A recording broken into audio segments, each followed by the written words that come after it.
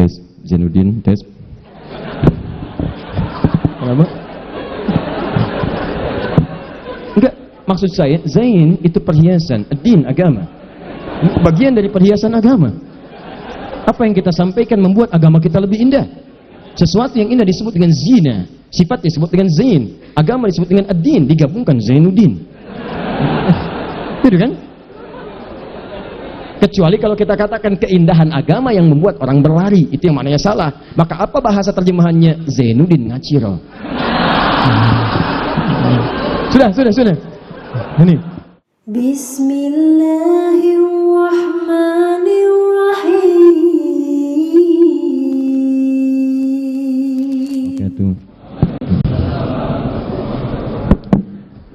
Alhamdulillah. Assalatu wassalamu ala Rasulillah wa ala alihi wa sahbihi wa man wala. Amma ba'd. Saudara-saudariku dan pemirsa Akhir TV dimanapun Anda berada, alhamdulillah kita telah menunaikan salat Isya berjamaah juga dengan amalan sunnahnya. Kita bermohon pada Allah Subhanahu wa taala semoga salat yang telah ditunaikan diterima oleh Allah Subhanahu wa taala. Demikian kita berdoa kepada Allah bagi saudara-saudari kita yang belum menunaikan salat Isya, mungkin perbedaan waktu atau daerah yang berbeda, karena saat ini juga terhubung saudara-saudari kita dari belahan dunia yang lain. Kita bermohon kepada Allah semoga juga dimudahkan untuk menunaikan salat Isya dimaksudkan. Demikian juga kita bermohon pada Allah semoga saudara-saudari kita yang belum mendapatkan hidayah untuk berislam bisa menerima hidayah Allah Subhanahu wa taala sehingga sebelum wafat insyaallah bisa menerima Islam dengan bersyahadat. Ini saya sering kali ajarkan dan tolong dimohonkan, ya, mungkin Anda punya tetangga, teman di kantor, mintakan kepada Allah. Boleh jadi dengan doa Anda ada sentuhan dalam kalbunya, dia mengucapkan syahadat. Kalau dia bersyahadat, maka setelah itu semua amal baiknya Anda mendapatkan bagiannya tanpa dikurangi sedikit pun. Kalau dia sholat, Anda mendapatkan pahala dari sholatnya. Demikian seterusnya. Nah, kita lanjutkan. Kata Allah, kehidupan dunia itu pertama sifatnya sementara. Hati-hati, karena itu disebut dengan dunia. Itu sifatnya. Ini indah sekali. Di begitu Allah menyebutkan kehidupan, disebutkan sifatnya, bukan tempatnya. Kalau tempatnya disebut dengan ardun namanya. Ardun. Ya, ardun sering diterjemahkan dengan bumi.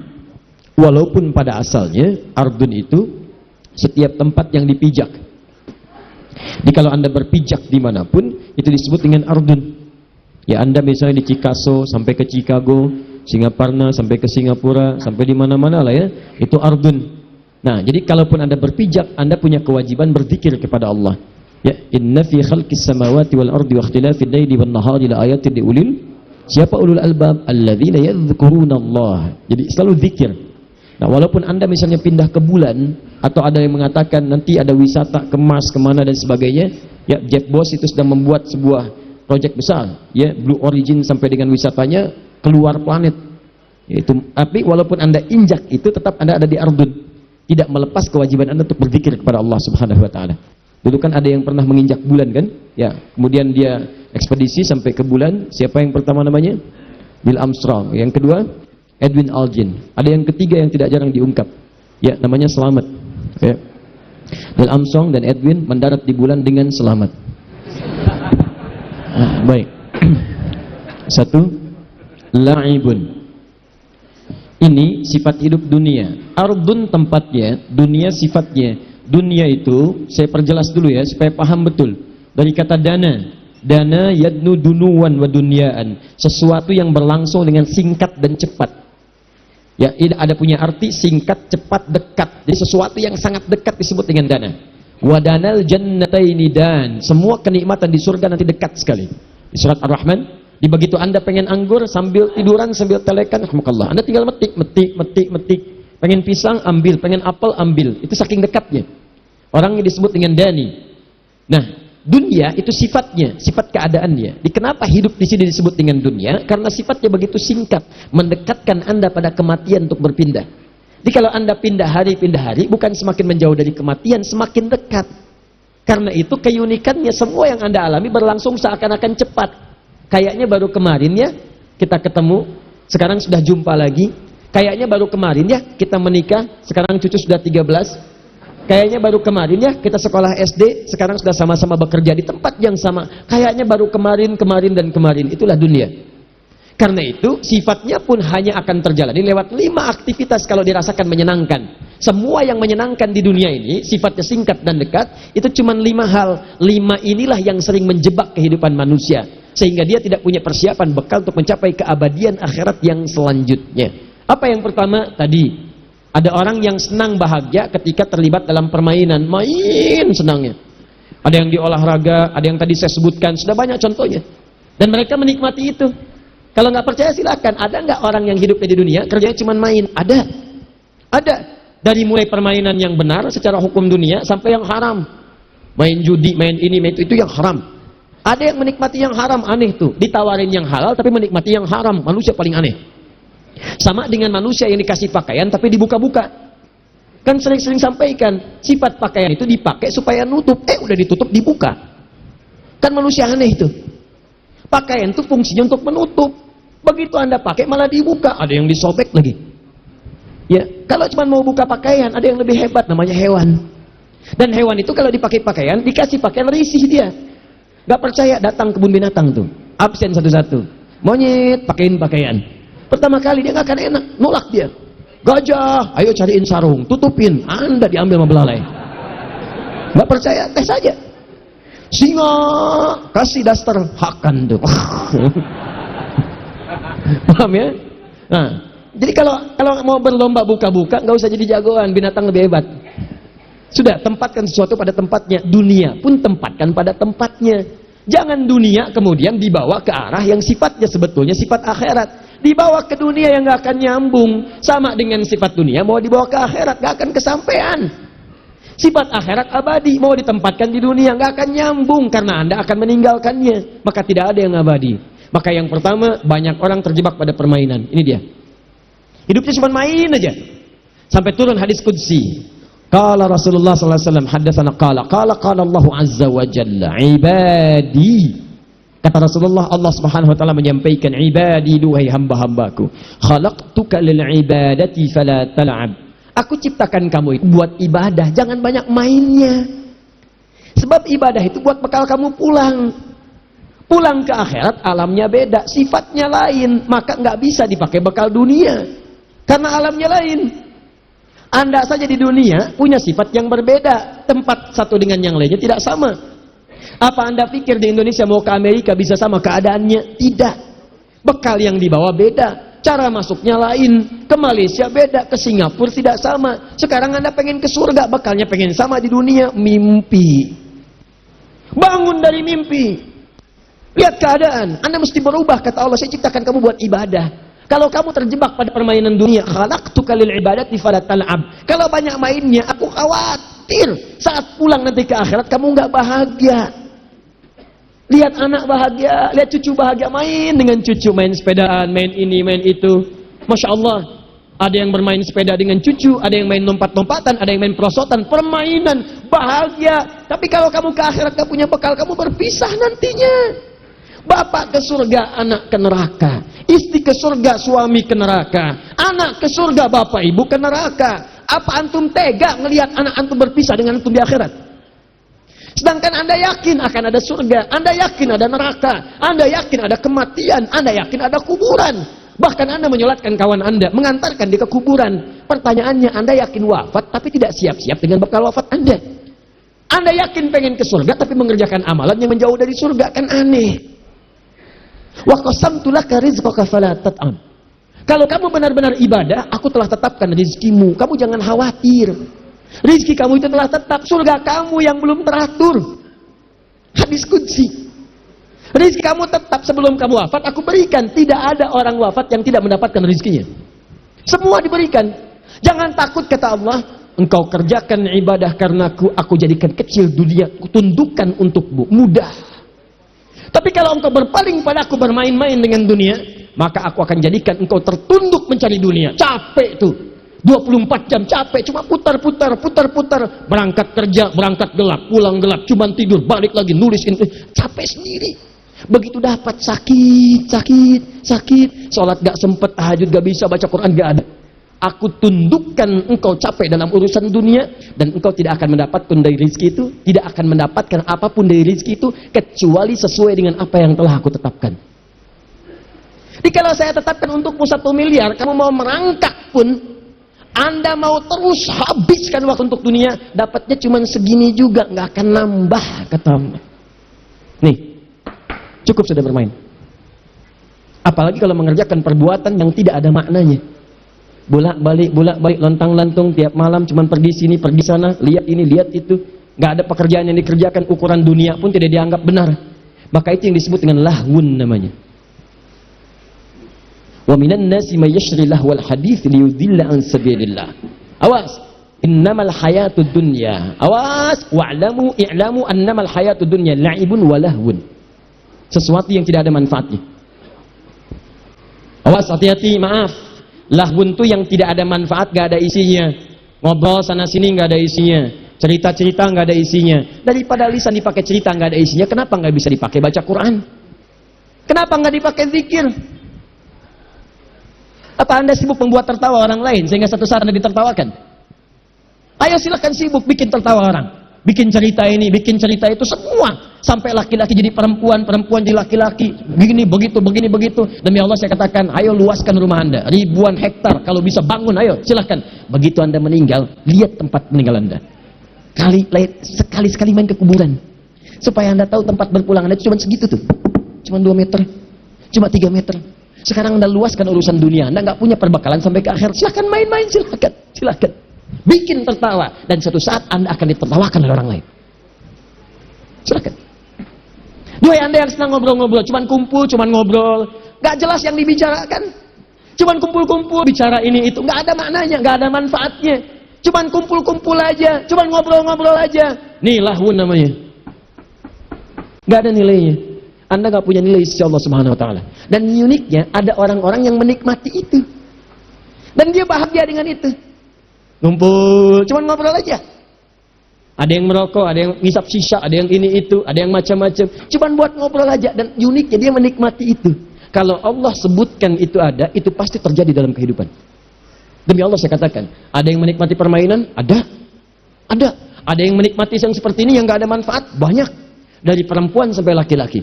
Berapa banyak perempuan kumpul-kumpul cuma untuk ngobrolin orang. Dari sejak zaman dulu sampai sekarang, Bu, dari zaman Nabi Yusuf, sosialita yang senang kumpul-kumpul itu udah banyak. Apa Anda nggak baca surat Yusuf? Ketika kemudian mereka berkumpul-kumpul bikin gosip di rumah perempuan istrinya Al-Aziz itu, sampai mengatakan, duh, istri pembesar kok selingkuh ya? Cuman buat ngobrolin itu aja. Kedengaran sama pembesar, diundang, begitu diundang masuk. Yusuf keluar. Tuh, Yusuf ganteng-ganteng Nabi. Orang sekarang ganteng-ganteng serigala. Bayangkan. Yusuf tuh. Dia orang dulu tuh lebih pas, orang sekarang nggak ada kreativitasnya. Keluar Yusuf, begitu keluar. Wa qulna hasya lillahi ma hadza basyara in hadza illa malakun karim. Ini sih bukan malaikat, bukan manusia. Ini bukan manusia, ini malaikat yang menyamar dalam rupa manusia. Wa qata'na aydiyahunna, tanpa sadar mereka sedang mengiris buah itu, teririslah kemudian tangannya. Masya Allah, Nabi Yusuf ganteng, Nabi tawadu, dilihat oleh orang tak sadar sampai teriris tuh. Dan tidak sombong. Antum bukan Nabi, Rasul bukan, ganteng antum tidak seganteng Nabi Yusuf. Ibu-ibu lihat antum gak kepleset. Kenapa antum tidak merasa dekat dengan Allah? Coba lihat. Yang mau saya sampaikan, kalau cuma kumpul-kumpul, ibu ketinggalan telat, Bu. Zaman dulu udah ada. Nabi Yusuf itu udah lama lahirnya. Udah lama. Ibrahim alaihissalam, Ibrahim melahirkan Ishak, Ishak melahirkan Yakub, Yakub melahirkan Yusuf. Di Yusuf keturunannya dari Yakub, dari Ishak, ketiga dari Nabi Ibrahim alaihissalam. Nabi Ibrahim alaihissalam ke Nabi Muhammad 30 generasi. Satu generasi bisa ribuan tahun. Muhammad bin Abdullah bin Abdul Muttalib bin Hashim bin Abdul Manaf bin Qusay bin Murrah bin Kilab bin Ka'ab bin Ghalib bin Fihid bin Malik bin Nadar bin Kinanah bin Khuzaimah bin Mudrika bin Ilyas bin Nizar bin Mudar bin Ma'ad bin Adnan bin Adi bin Adri bin Muqawwam bin Nahur bin Tarikh bin Ya'rab bin Yasub bin Nabit bin Ismail alaihissalam bin Ibrahim alaihissalam. 30 generasi. Ulangi.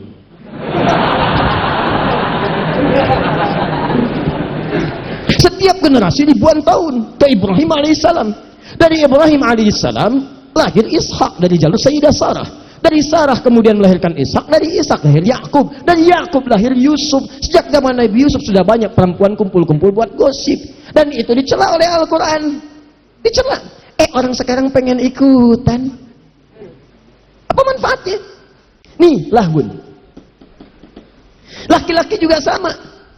Banyak dari zaman dulu kumpul-kumpul. Tuh, sejak zaman Nabi Muhammad SAW, banyak juga yang kumpul-kumpul, datang laki-laki, kumpul. Di mana tempatnya? Parlemen Quraisy tuh buat kumpul. Sekarang kalau antum umrah, itu ada depannya Hotel Hilton. Hotel Hilton tuh turun sedikit, depannya ada tempat kipas angin, toilet, depannya lagi. Depannya itu persis ke arah pintu masjid, itu dulu parlemennya Quraisy di situ. Abu Jahal, Abu Lahab, abu-abu yang lain kumpul di situ. Ngobrol-ngobrol. Oh. Ya, jadi kalau ada yang abu-abu sekarang telat itu, telat banget, telat. Dan ilmunya jauh. Enggak, adalah kita terlampau mahal kata-kata kita hanya untuk membahas sesuatu yang tidak bermanfaat. Jadi kumpul cuma ngobrol-ngobrol aja, ngobrolin orang, kadang celah orang, kadang gosipin orang, kadang macam-macam. Dan itu kemudian dilarang oleh Al-Quran, turun ayat sampai Quran surah ke-49 ayat 11 sampai 12 itu. Ya ayyuhalladzina amanu la yaskhar qaumin qaum. Hei orang-orang beriman, jangan sama dengan yang belum beriman, jangan saling celah. Karena cuma kumpul buat nyela orang aja. Ya ayyuhalladzina amanu la yaghtab ba'dukum ba'dha. Hei orang-orang beriman, jangan sama dengan yang belum beriman, jangan bergosip.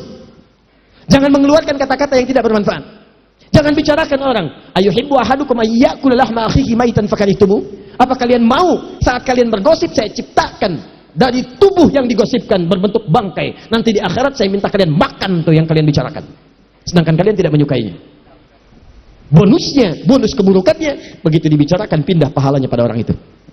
Anda tidak taklim sekarang, kemudian Anda bicarakan orang, datang taklim, keluar Anda bicarakan, rugi dia ya nggak sama kita hari ini. Iya ya, mungkin terlampau soleh dia ya, sampai gak ikut taklim. Iya, itu begitu Anda sampaikan kalimat itu, pahala taklim Anda pindah ke orang itu.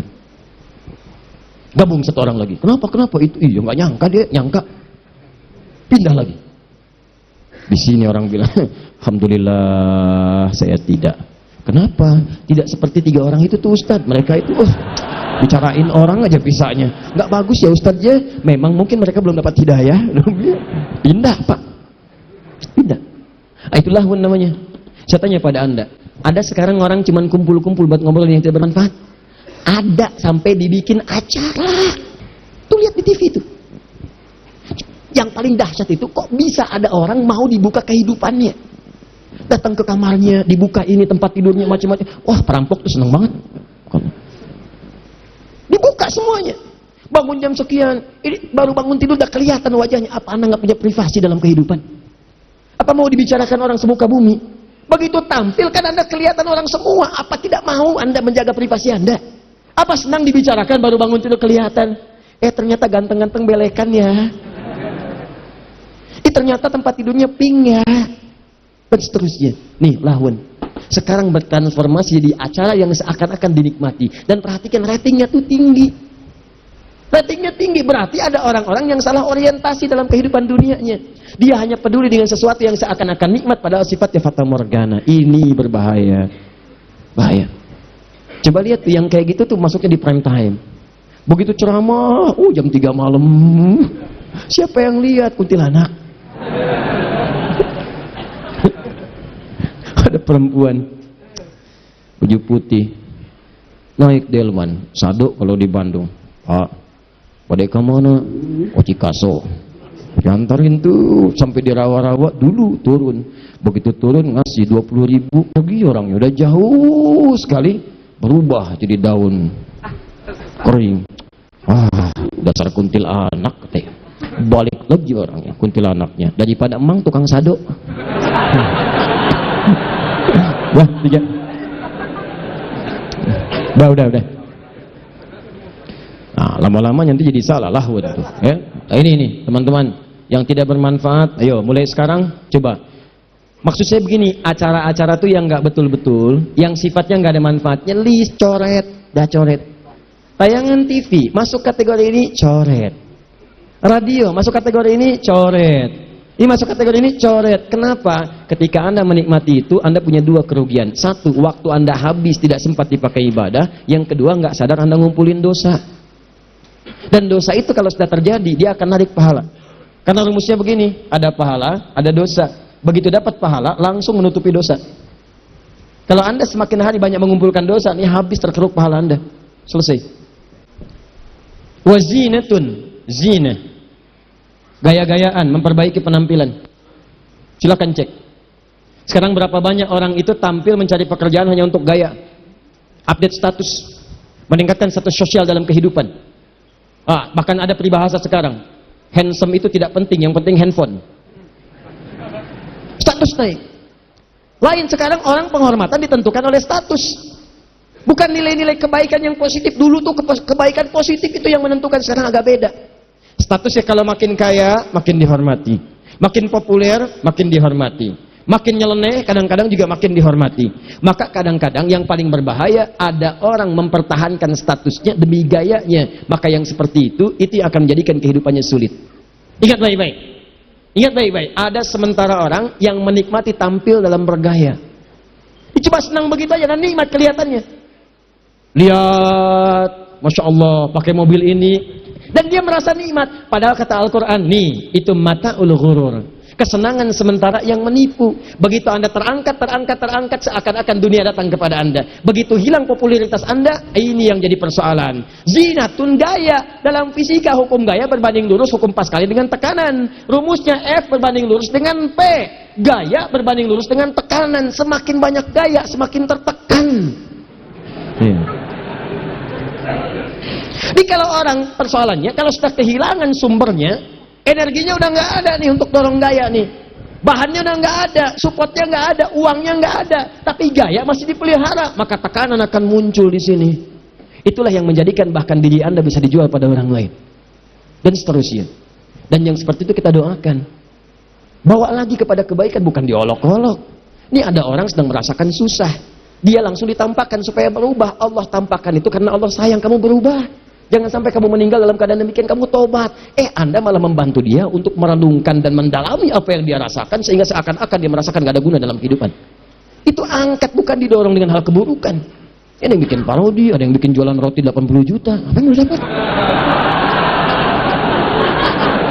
Untuk apa?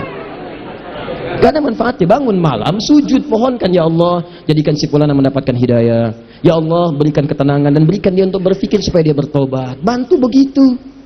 Dan wallahu a'lam, mungkin dia akan jadi perempuan paling utama di hadapan Allah ketika bertobat.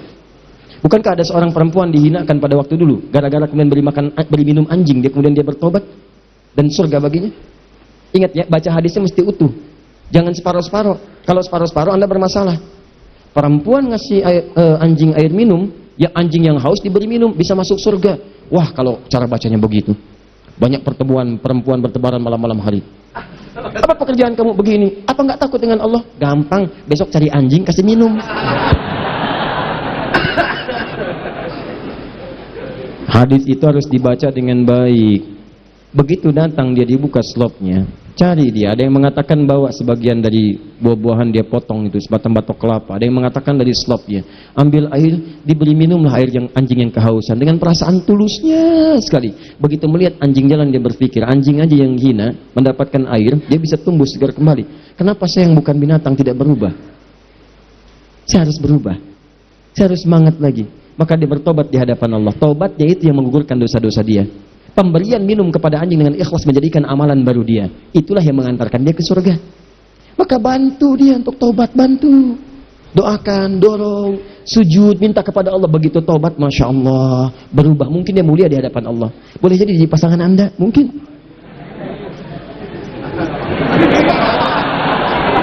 Masya Allah.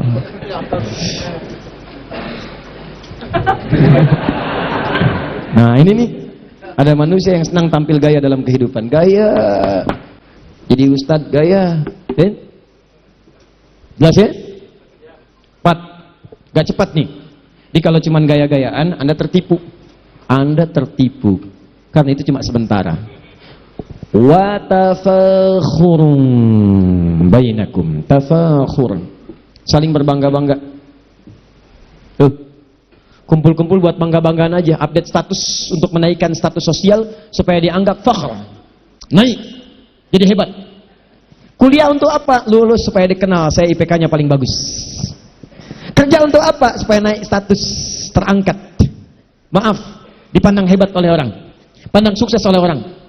Saya mau tanya pada Anda duhai Anda yang bekerja, maaf ya, sampai dengan sekarang, Anda bekerja itu demi memenuhi perintah Allah. Maksudnya Anda bekerja karena Allah atau karena ingin mengangkat dan merubah status kehidupan Anda? Tolong renungkan sampai sekarang.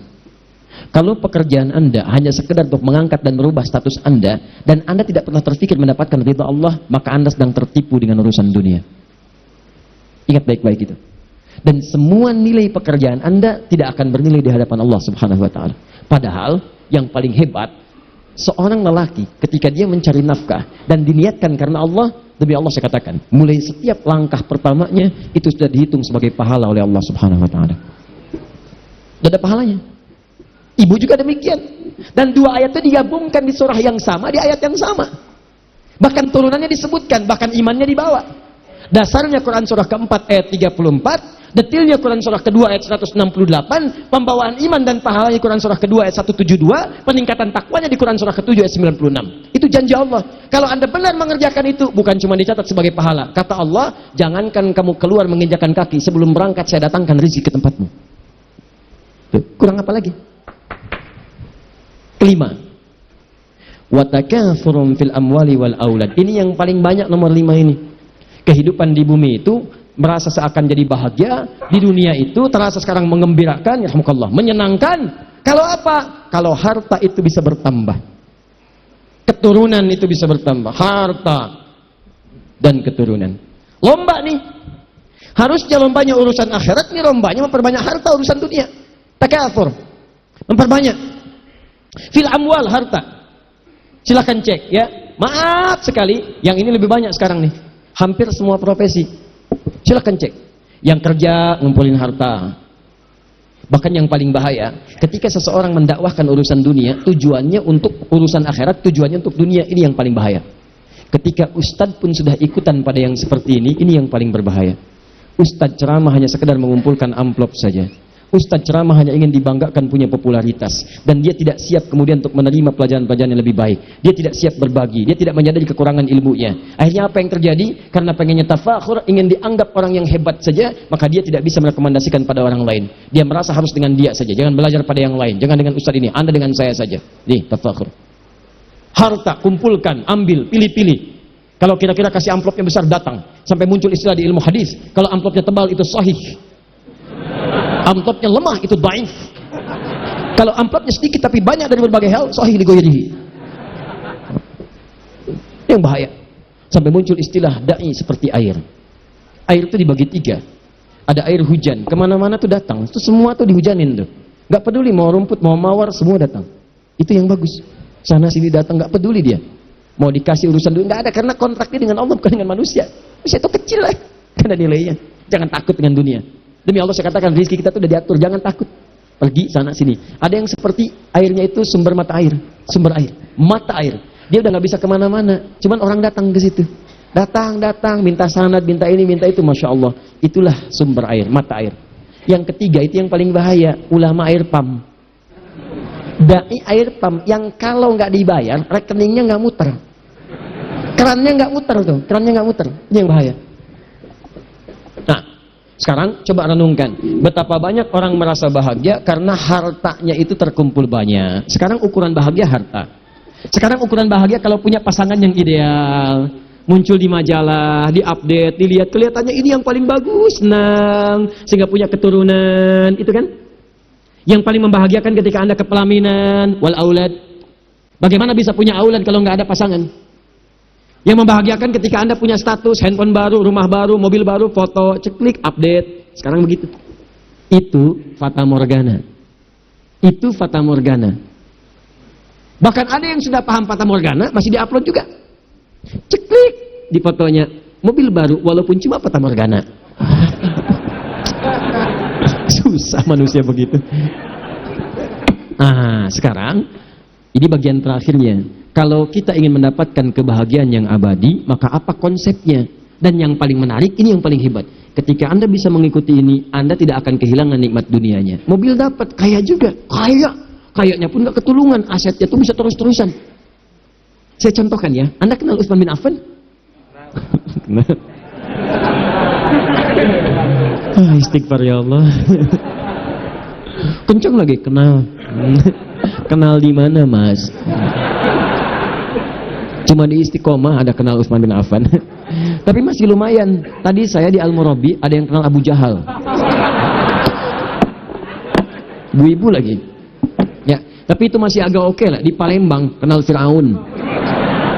Luar biasa. Kenal, Mas? Enggak. Utsman itu kurang kaya apa? Asetnya banyak sampai sekarang masih ada. Hidupnya nikmat, kaya banget, lebih kaya daripada yang sekarang. Abdurrahman bin Auf kurang apa lagi? Kaya banget, kapaknya terbuat dari emas. Kaya, kemana-mana enak, tidurnya nikmat, ahli surga juga. Datang Utsman mau bertamu. Ya, kata Abu Musa al-Asy'ari, tunggu dulu saya minta izin kepada Nabi. Kata Nabi, duhai, akan datang ahli surga dan dia akan diliputi musibah. Datang ahli surga, hidupnya dijamin surga. Lewat lisan Nabi, Utsman tuh ahli surga. Hidupnya bahkan menikah dengan putri Nabi, dikenal dengan Dzunnuraini. Nikah dengan yang satu, wafat yang satu, nikah dengan yang satu lagi. Saking mulianya Nabi titipkan dua putrinya kepada Utsman. Wafat satu lagi dinikahkan dengan Utsman lagi. Kayanya luar biasa. Abdurrahman bin Auf kayanya luar biasa, masuk surga. Sudah dunianya nikmat, akhiratnya pun luar biasa. Tuh. Ini orang sekarang kaya nggak sekaya Utsman, kaya nggak sekaya Abdurrahman bin Auf, gayanya luar biasa, surganya belum jelas. Sahabat bukan, tabiin bukan, imam bukan, makmum kadang-kadang. Surga nggak ada jaminan, kaya nggak sekaya Utsman, ganteng nggak seganteng sahabat yang dulu. Apa yang mau dibanggakan? Itu yang paling menarik teman-teman sekalian. Dan Utsman itu masih sempat mencari bekal akhirat dan nggak nanggung-nanggung. Nanti saya terangkan turunan-turunannya. Nah, kalau Anda ingin mendapatkan percikan kebahagiaan sampai wafat masih bahagia, dan ke alam kubur bahagia juga, pindah ke akhirat lebih bahagia lagi, dan dijamin di tiga alam: alam dunia, alam kubur, alam akhirat. Apakah konsep kebahagiaan itu? Itu yang disebut kebahagiaan sejati. Jadi selama hidup tuh bahagia, dunia bahagia, kubur bahagia, akhirat bahagia. Apa konsepnya? Seperti apa gambarannya? Kita turunkan dulu Quran surah ke-11 ayat ke-105. Yauma ya'ti la takallamu nafsun illa bi'izni. Saat tiba hari penghakiman itu, kiamat tiba, masing-masing dihisab, semua orang diam, nggak ada yang bicara. Pada saat itu faminhum syaqiyyu was-sa'id. Ada yang nestapa, ada yang bahagia. Perhatikan sini. Kehidupan di dunia disebut dengan mata'ul ghurur, bahagianya, tapi saat di akhirat disebut dengan sa'id. Masih ingat di awal jumpa kita yang abadi, sejati, hakiki, istilah bahagianya apa namanya? Sa'adah. Pemiliknya kalau melekat, sa'adah itu sifat, kalau melekat kepada seseorang disebut dengan sa'id namanya. Sama dengan gini, birrun. Birrun itu kebaikan yang sudah menepikan sesuatu yang kotornya. Misal. Jujur itu baik. Dusta itu buruk. Kalau Anda bisa mencegah dusta, menghilangkan dusta, muncul jujurnya, ini birrun namanya. Sabar itu baik.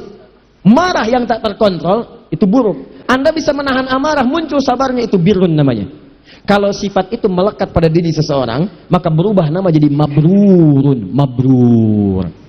Ada istilah haji mabrur. Al-hajjul mabrur laisa lahul jazaa illal jannah. Haji mabrur itu bukan haji yang diterima, tapi haji yang bisa merubah kepribadian seseorang, pelakunya, dari yang kurang baik saat haji dievaluasi, hilang itu semua, dilontar, lontar, hilang. Begitu hilang, melekat kebaikan pada dirinya. Yang pemarah jadi penyabar, yang rakus jadi tawadhu, dan seterusnya. Maka birrun namanya, melekat pada pemiliknya, disebut dengan mabrur. Itu yang disebut haji mabrur. Sa'adah sifat, melekat pada pemiliknya disebut dengan sa'id. Kata Allah, di hari nanti, di akhirat nanti, ada orang-orang yang punya sa'adah, mereka lah sa'id. Faminhum syaqiyyun was sa'id. Ada yang nestapa, ada yang bahagia. Sa'id, kebahagiaan sejati. Mata'ul ghurur, sementara fata morgana. Nah, di mana kebahagiaan sejati itu tempatnya, dan bagaimana cara menitinya? Kalau saya siapkan sekarang, apakah ada percikannya turun ke saya di dunia? Ini yang kita bahas. Sehingga mudah-mudahan sisa hidup kita bisa mendapatkan sa'id dan beralih dari mata'ul ghurur kepada sa'adah. Jelas? Baik. 1. Ayat 108-nya. Fa ammal ladzina su'idu, orang-orang yang punya kebahagiaan sejati itu fa fil jannati khalidina fiha. Tempatnya bukan dunia tapi surga. Masya Allah. Surga. Jannah. Nih, kebahagiaan hakiki di sini. Masih ingat tadi yang saya tuliskan di awal? Sifat bahagia itu kalau hakiki sifatnya abadi atau sementara? Abadi kan? Abadi itu artinya tidak kehilangan itu dan sudah tidak mungkin berpindah lagi ke tempat manapun. Perhatikan baik-baik. Kalau saya pindah, masih sempat pindah, walaupun ke tempat terakhir tapi masih ada kemudian pangkalnya, disebut akhir namanya. Misal, tolong jalan sampai ke ujung akhir tembok itu akhirnya, akhirun. Anda mencapai batas itu ujungnya, tapi di sebelah tembok itu masih ada jalan lagi ke sana, masih ada tempat lagi. Itu akhir namanya. Tapi kalau Anda tambah tak di ujungnya, akhirah begini, maka artinya batas sesuatu yang sudah tidak ada lagi pangkal setelahnya. Akhir semua sudah. Dia udah gak kemana-mana lagi, mentoknya di situ. Nah, ada satu alamnya disebut dengan akhirat. Kalau sudah ke situ, Anda nggak akan kemana-mana lagi. Balik ke belakang nggak bisa, ke depan sudah nggak ada. Di situ aja, abadi sifatnya. Itulah yang disebut dengan akhirat. Dan ini kalau Anda benar-benar bahagia, Anda bahagia di dunia. Kan kalau Anda meninggal nggak ada lagi kebahagiaannya. Tuh, Anda yang banyak harta tadi nomor 5, harta banyak, meninggal, harta nggak dibawa ke alam kubur aja nggak ikut. Tuh Anda yang berbangga-bangga, meninggal, status hilang. Status Anda yang direktur, yang manajer, yang ini, masuk alam kubur, nggak akan dituliskan. Wafat direktur A, nggak ada. Almarhum. Tuh. Almarhum, ALM. Silahkan cek. Mau Anda S1, S2, S3, S4, kerupuk 2, dan seterusnya. Wah, ayo kumpulin semua sampai dingin. Begitu meninggal, semua gelar ini nggak ada. Almarhum. Nih. Satu itu aja. Sudah, yang lain hilang. Selesai semuanya. Habis. Sudah, beres. Semua tinggal. Tapi yang paling menarik, ini tidak. Kalau Anda masuk ke sini, mendapatkan semua kebahagiaannya, maka demi Allah saya katakan, tidak ada meninggal lagi, tidak ada pindah tempat lagi. Artinya, kalau Anda benar-benar masuk ke sini dan Anda bahagia selamanya. Jadi kalau nikmat, nikmat terus. Dan sifatnya abadi. Hebatnya, kalau di sini mau kaya, usaha dulu. Kalau di sini tinggal minta keluar, nggak usah ada energi lagi. Nggak kerja lagi, nggak usaha lagi, nggak sholat lagi, nggak baca Quran lagi. Masya Allah. Demi Allah saya katakan, nggak ada lagi. Antum rajin sholat. Siapa di surga yang masih mau sholat? Kurang kerjaan namanya. Di surga udah nggak ada sholat lagi, nggak ada baca Quran lagi, tinggal kenikmatan semuanya, nikmat, enak semuanya itu. Kalau nggak percaya, nanti kita ke sana. Dan surga itu tidak bisa diraih dengan amin. Tidak bisa. Surga hanya diraih dengan satu amalan yang kita turunkan. Namanya amal soleh. Wabashshiril ladzina amanu wa 'amilus shalihat anna lahum jannatin tajri min tahtihal anhar. Tahukah Anda bagaimana kebahagiaannya? Kata Nabi hadis qudsi, a'adatu li'ibadi. Lihat, aku siapkan tempat di surga. Mala 'ainun ra'at, sesuatu yang indah yang belum pernah dilihat mata. Di kalau di sini di muka bumi silahkan jalan-jalan. Anda mau ke Swiss, mau kemana, yang indah-indah semua Anda lihat silahkan. Demi Allah, ketika Anda masuk surga kata Nabi, Anda akan melihat yang belum pernah Anda saksikan sebelumnya. Keindahannya jauh. Wala udhunun sami'at, Anda belum pernah akan mendengar kisahnya. Jadi dikisahkan pun gak akan sama.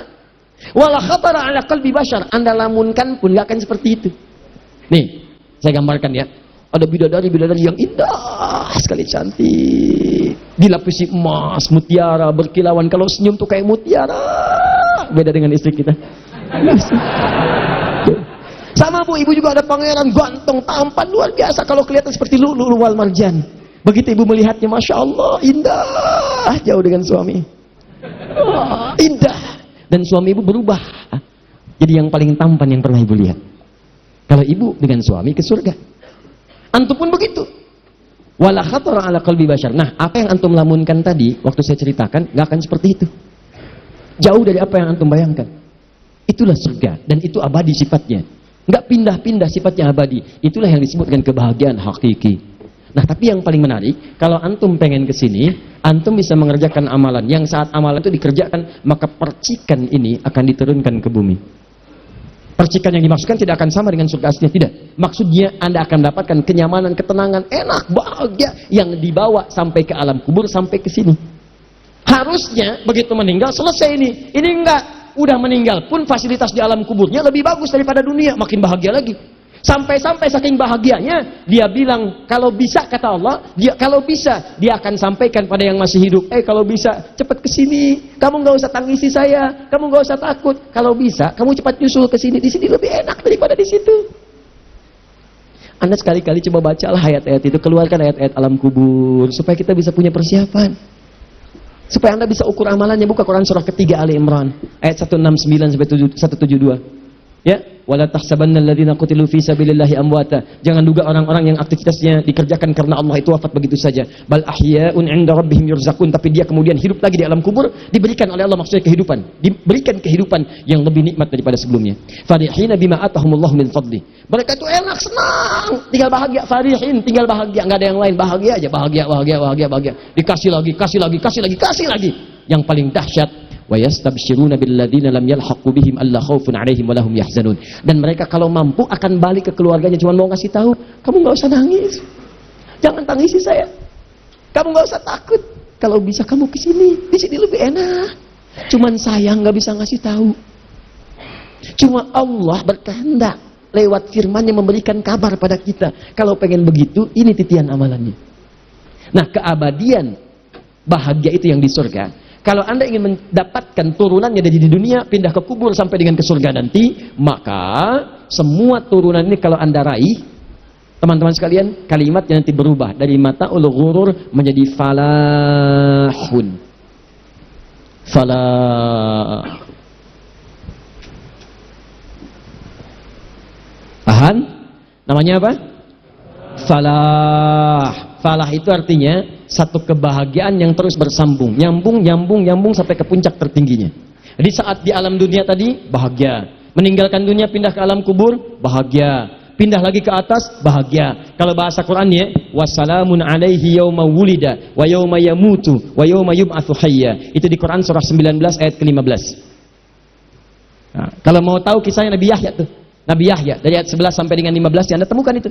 Wassalamun alaihi, ada orang yang dijamin tenang hidupnya, tentram, nikmat, enak, bahagia. Yauma wulida, dunianya enak. Wa yauma yamutu, dari mau meninggal sampai wafat enak. Wa yauma yub'atsu hayya, begitu dibangkitkan di hari akhirat, jingkrak saking senangnya karena lebih enak daripada dua alam sebelumnya. Oh, ada yang sifat kilat masuk, masuk. Ada yang sambil cepat lari. Ada yang jalannya pelan menikmati. Dan yang paling hebat, ada yang pakai jubah, pakai mahkota, dia gandeng keluarganya, diparadekan oleh Allah, kelihatan oleh semua penduduk langit dan bumi, masuk ke semua tempat surga, disambut oleh malaikat, sampai kata malaikat, salamun alaikum bima sabartum, selamat ya karena sabar saat di dunia. Silahkan, fani'ma uqbaddar. Kalau Anda pernah menempati suatu tempat, ini nikmat, tempat yang paling nikmat yang pernah Anda kunjungi. Nah, inilah falah. Falahun. Kalau Anda siapkan di dunia. Nah, kalau Anda ingin menyiapkannya sampai meraihnya, nih, pelan-pelan ya, pelan-pelan. Kalau Anda mendapatkan ini, pengen dapat sampai meraih, sampai Anda genggam begini, maka kalimatnya rubah. Dari kata falah, rubah jadi aflah. Tambahkan hamzah di depannya, hapus alif sebelum akhirnya. Hamzah tambahkan begini, alif sebelum akhir, hapus. Kalimat berubah. Kalau ada hamzah, harakat fathah pindah ke sini. A, menjadi sukun. Berubah aflah. Aflah itu adalah upaya mendapatkan kebahagiaan yang berkesinambungan sifatnya sampai pada puncaknya, sampai Anda genggam begini, genggam. Sekarang cari di mana Anda temukan kalimat aflah beserta amalan-amalannya sampai Anda muncul ke puncak surga. Di antaranya ditemukan di Quran surah ke-23 yang tadi kita tuliskan ayat 1 sampai 9 itu. Lihat awal ayatnya, qad aflahal mu'minun. Sampai ke ujungnya, lihat ujungnya. Ulaika humul warithun alladzina yarithuna al-firdausa hum fiha khalidun. Kata Allah, orang-orang yang bisa mengerjakan amalan ini, maka dia sudah ditetapkan, dituliskan langsung oleh Allah. Inilah pewaris surga Firdaus. Anda dapat warisan dunia aja, saling kejar-kejaran. Coba lihat nih, warisan dibagi, oh nggak mau, nggak kebagian, semua pengen kebagian. Apalagi kalau nilainya banyak, 1 miliar, bisa ribut tuh. Padahal orang yang ribut urusan warisan itu, kalau dia muslim, ribut warisan, itu ada riwayat mengatakan seperti ahli neraka jalan-jalan di muka bumi.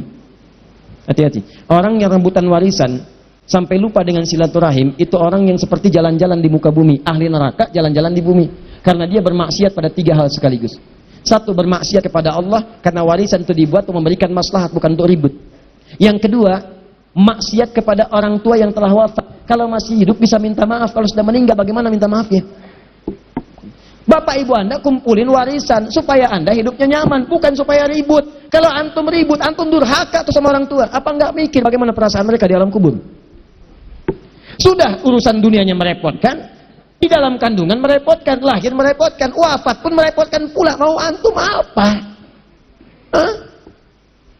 Yang ketiga, memutus silaturahim. Dosa memutus silaturahim itu luar biasa. Menyambung silaturahim, menambah umur. Umur itu keberkahannya. Memutusnya sama dengan memutuskan nilai-nilai kebaikan dari Allah Subhanahu wa taala. Bahkan kalimat silaturahim langsung terkait dengan nama Allah. Di An-Nisa ayat pertama itu. Lihat kalimatnya, ya ayuhan nasu taqu rabbakumul ladzi khalaqakum min nafsin wahidah wa khalaqa minha zawjaha wa batha minhuma rijalan katsiran wa nisaa'a wattaqullaha alladzi tasaaluna bihi wal arham. Tasaul bil arham dilekatkan dengan takwa kepada Allah. Artinya kalau ada orang yang memutus silaturahim, artinya dia sedang menghindari takwa kepada Allah. Dia sedang tidak bertakwa. Dicoret oleh Allah, bukan hamba yang bertakwa. Kata para ulama, ada yang mengatakan ini seperti ahli neraka jalan-jalan di bumi. Anda urusan dunia aja, warisan sudah nggak mau, teman-teman sekalian, nggak kebagian, pengen kebagian, cari. Ini sekarang ada orang, kata Allah, dapat warisan surga Firdaus. Maaf kalau ada yang tidak pengen, orang itu pasti sedang bermasalah, konslet otaknya. Ada yang bermasalah. Ini saya tanya nih, maaf ya, maaf sekali. Kalau teman-teman dapat warisan malam ini 2 miliar misalnya, diterima apa enggak? Mas. Jawab dong. Saya tahu kok, insya Allah. Gak apa-apa. Benar nggak dapat pahala, salah nggak berdosa, nggak ada ruginya. Kalau antum dapat warisan malam ini 2 miliar, diterima nggak? Diterima. Pas pemberiannya itu bersamaan dengan taklim saya. Antum pilih mana? Dapat warisan nggak ikut taklim atau ikut taklim tertunda warisan? 1 apa 2? Oh, 1 apa 2? Oh, yang pilih 2 angkat tangan. Oh, udah. Enggak, udah. Ingat ya, jangan dipotong nih video saya. Ini tentang warisan. Sudah. Yang mau ngambil warisan dulu, terus ketinggalan taklim, nomor 1, angkat tangan yang pilih. Sudah, saya tegaskan lagi, warisan, ingat. Nah, ini 2 miliar, Anda kejar-kejar. Sekarang pilih mana? Dapat 2 miliar 1 atau Anda mendapatkan surga Firdaus 2. Sebentar. Waduh, cilaka ini. Kalau 2 miliar aja yang Anda dapatkan, belum tentu Anda nikmati. Anda meninggal tidak dikubur dengan Anda. Begitu Anda kejar-kejar, sekarang Allah tawarkan surga Firdaus. Kalau Anda nggak kejar itu, ada yang salah dalam hidup tuh. Ada yang keliru itu. Nah, yang paling dahsyat kalau Anda dapatkan ini, kejar yang Firdaus, maka dunia akan diikutkan oleh Allah. Dunia ikut Anda, bukan Anda ikut dunia. Kalau istilahnya Ibnul Qayyim rahimahullah, kata beliau, itu seperti bayangan. Dunia seperti bayangan, Anda kejar dunia seperti ngejar bayangan, nggak ada kerjaan, nggak akan ketangkep. Nggak percaya, besok nanti silakan olahraganya ngejar bayangan. Terus, silakan. Ukur kecepatan, pelari tercepat yang bisa menangkap bayangannya. Bikin aturan begitu, nggak ada yang menang. Nggak ada yang menang, ayo tangkap. Begitu ditangkap, nggak bisa lagi. Kalau mau dapatkan bayangan, gampang. Anda berbalik. Jalan aja. Nggak usah pedulikan bayangan. Dia ikut. Kok kamu pergi sih? Tunggu dong. Gitu ya, kalau dia bisa bicara tuh. Anda tinggal berbalik, dia ikut. Sama. Ikuti petunjuk untuk ke surga Firdaus, maka dunia akan diikutkan kepada Anda. Nggak ada nilainya. Demi Allah saya katakan, kalau Anda sudah mendapatkan kenikmatan akhirat, maka dunia tidak akan pernah ada nilainya. Walal akhiratu khairul laka minal. Itu yang menyebabkan orang-orang masa lalu seperti Abdurrahman bin Auf sudah mendapatkan kenikmatan hijrah, maka harta nggak bernilai. Kata Abdurrahman ketika orang Quraisy mengatakan, kalau kamu hijrah kami ambil semua harta nih. Kami nggak akan bunuh kamu, berangkat aja sana, ntar juga mati di jalan. Silahkan berangkat. Harta kami ambil, pilih mana? Tinggal di Mekah, kamu jadi hartawan, kami kembalikan, kami tambah nih. Atau kamu berangkat sana ke sana, tapi tetap kami ambil semua harta, kamu tidak ikut, pilih mana? Kata Abdurrahman bin Auf, saya pilih hijrah. Perhatikan, ketika keimanan sudah melekat dalam jiwa, halawatul iman sudah tertancap di dalam jiwa, maka dunia tidak ada artinya. Pergi berangkat hijrah. Namun sayang, sebagian keluarganya tidak bisa mengikutinya. Istrinya ditanya, kamu mau mana? Ikut suami, saya ambil semua harta, berangkat sana, pakaian yang melekat silahkan pakai. Tapi kamu mungkin akan fakir sampai sana atau wafat di jalan.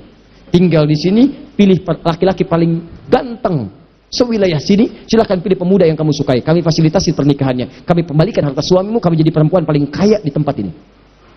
Sebentar, ibu, kalau ibu dapat tawaran seperti itu, pilih mana? Ikut suami jadi fakir, atau tinggal di Mekah jadi orang paling kaya? Tapi ibu jauh dari Allah. Pilih mana, Bu? Ikut suami atau tinggal? Bingung jawabnya, karena suaminya pada di sini. Bisa nggak jawabnya pakai tulisan, Ustaz?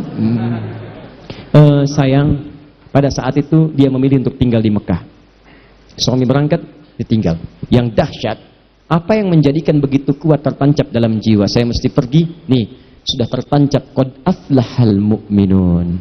Iman itu kalau sudah tertancap dalam jiwa seseorang, maka tidak akan bisa ada yang memengaruhi hal-hal yang lainnya. Halawatul iman, kenikmatan iman sudah nggak bisa diukur dunia.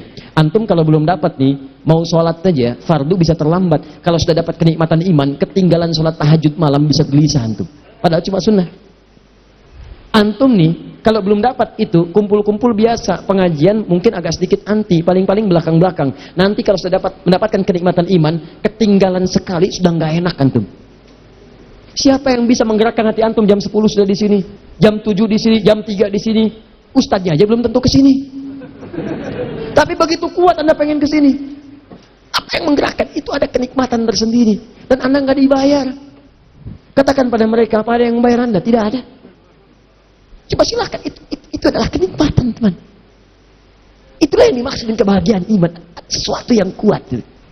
Ketika sehari nggak bisa baca Al-Quran, saya bertemu dengan Abdurrahman, anaknya teman kami, Syekh Abdul Karim, dan pernah muncul di akhir TV saat berkunjung ke Bekasi. Anak itu agak unik tuh, kalau sehari nggak baca Quran, sakit dia. Sakit. Kayaknya ada sesuatu yang hilang dalam dirinya. Jadi kalau nggak baca Quran sehari, sakit, betul-betul sakit. Benar-benar sakit, panas, dia demam. Baca Quran, sembuh lagi. Tuh, dulu zaman Nabi itu ada, setelah Nabi wafat, ada oleh Imam An-Nawawi dalam kitabnya At-Tibyan. Dikisahkan ada seseorang yang saking lekatnya dengan Al-Quran, dia selalu baca Al-Baqarah.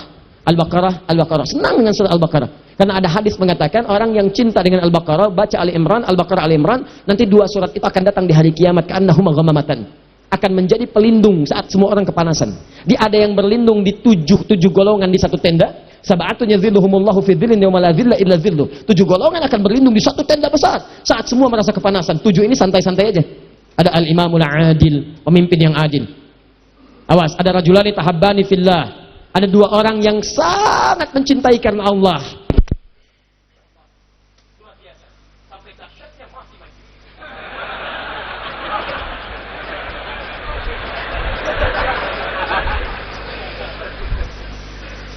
Kaget, semua kaget, sampai yang ini pun mati juga.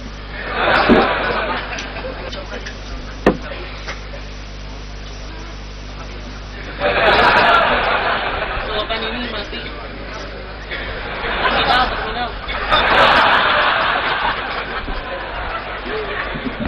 Ini jalan.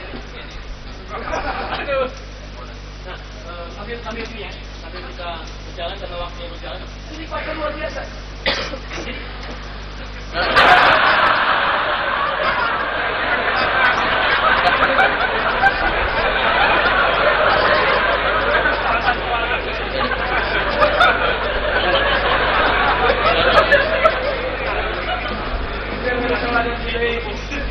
Jadi kita sudah lewat 1 menit yang tadi kita senyumkan.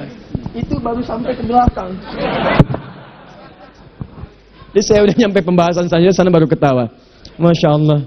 Dah teman-teman fokus ya, ini penting nih. Saking pentingnya saya nggak mau hapus dulu nih. Ini penting banget nih. Ya.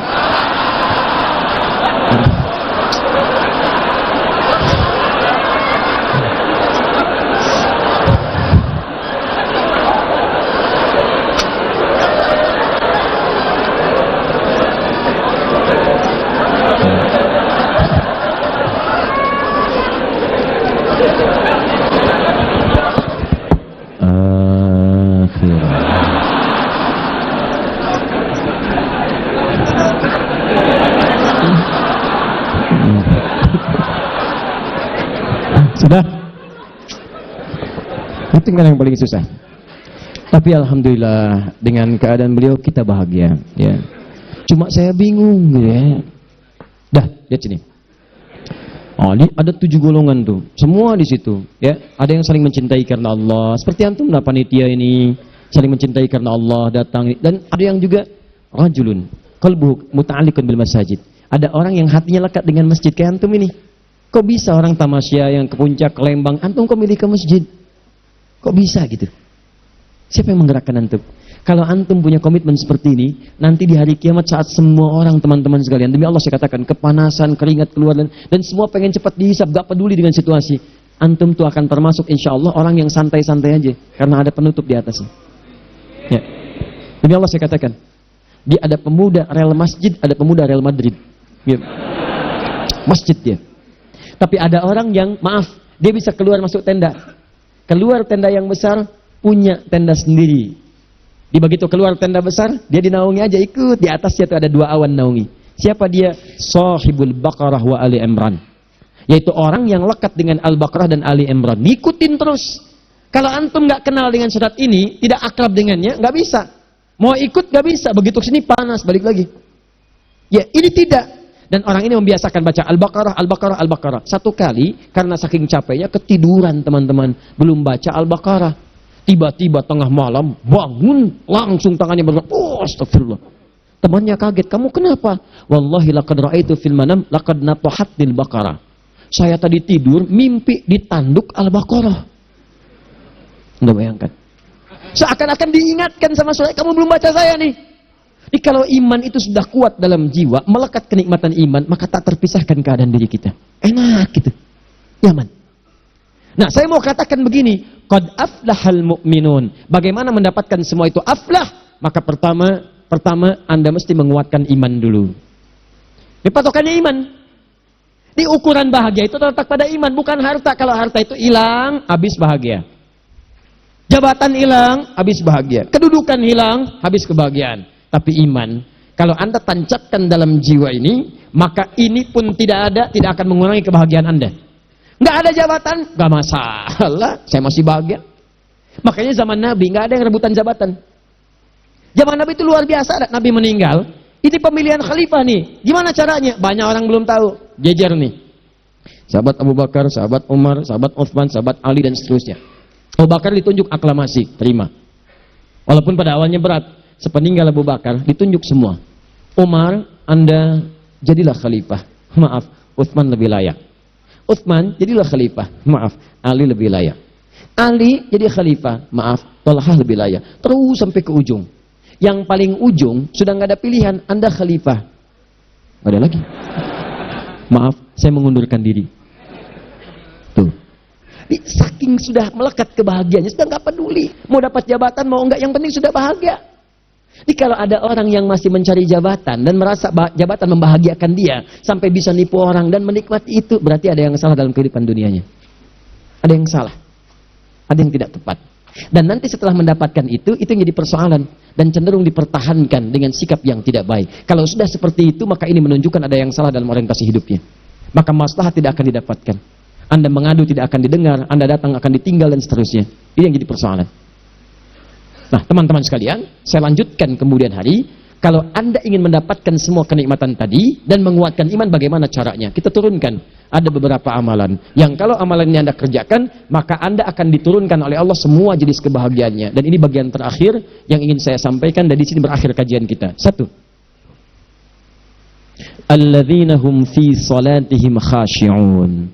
Syarat pertama, kalau ingin mendapatkan surga Firdaus tadi, dan kebahagiaannya diturunkan ke bumi, dibawa sampai mati, masuk ke alam kubur lebih bahagia lagi, maka amalan pertama untuk melatih menguatkan iman itu, coba berlatih untuk menunaikan sholat dengan khusyuk. Kalau Anda kerjakan benar sholat ini, maka apa yang Anda dapatkan? Teman-teman ingat betul, saya mau tanya sebentar. Keabadian yang abadi disebut dengan sa'id. Kalau kita ingin turunkan ke dunia percikannya kita dapatkan, usahanya disebut dengan apa? Masih ingat? Aflah itu kalau didapatkan, kata dasarnya apa tadi? Falahun. Lihat baik-baik. Kata Allah dalam Al-Quran tadi, kalau ingin mendapatkan falahun, amalan pertama sholat. Makanya ketika dipanggil sholat, kalimat falah dilekatkan pada panggilan sholat. 5 kali diingatkan.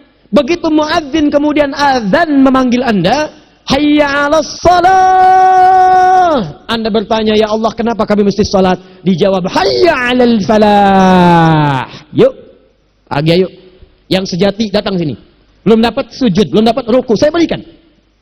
Makanya ketika orang sholatnya benar, dia akan mendapatkan 5 keutamaan. Saat di dunia nih, belum ke akhirat, 5 keutamaan.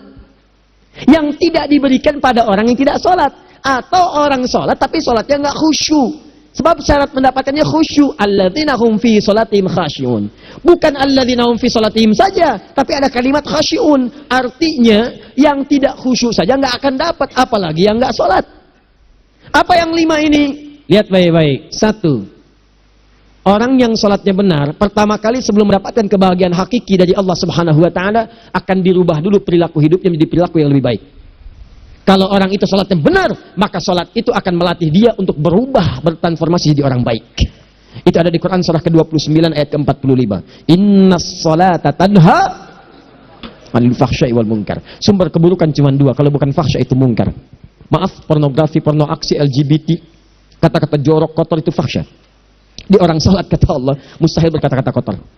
Orang sholat tidak akan pernah mencela. Orang sholat tidak punya kata-kata jorok. Jadi kalau ada sekarang orang yang sholat senang mencela orang lain, itu berarti ada masalah dalam sholatnya. Dan dia belum dijamin sebagai ahli surga terbaik. Dan hidupnya nggak bahagia.